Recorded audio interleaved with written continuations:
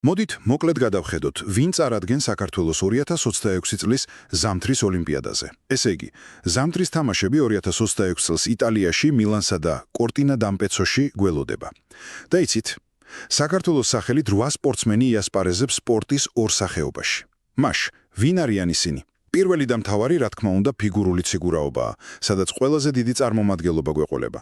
მამაკაცებში ნიკა ეგაძე გამოვა, ქალებში კი ანასტასია გუბანოვა. სპორტულ წყვილებში ძალიან ძლიერი დუეტი ყავს, ანასტასია მეტელკინა და ლუკა ბერულავა. სპორტულ ცეკვებში კი დიანა დევისი და გლებ სმოლკინი. და ყველაზე მნიშვნელოვანი ისაა, რომ 4-ვე დისციპლინაში კვოტის მოპოვება ისტორიული მიღწევაა. ეს კი ნიშნავს, რომ ჩვენი ნაკრები პრესტიჟულ გუნდურ შეჯიბრებაშიც მიიღებს მონაწილეობას. მეორე სახეობა კი, სადაც წარმომადგენლები გვეყოლება, არის სამთოთხილამურობა. აქ საქართველოს სახელით ნინო ციკლაური და ლუკა ბუჩუკური იასპარეზებენ. ასე რომ, ეს არის ჩვენი 8-კაციანი გუნდი 2026 წლის ოლიმპიადისთვის, სადაც როგორც ხედავთ, მთავარი აქცენტი და იმედები სწორედ ფიგურულ ციგურაობაზე მოდის.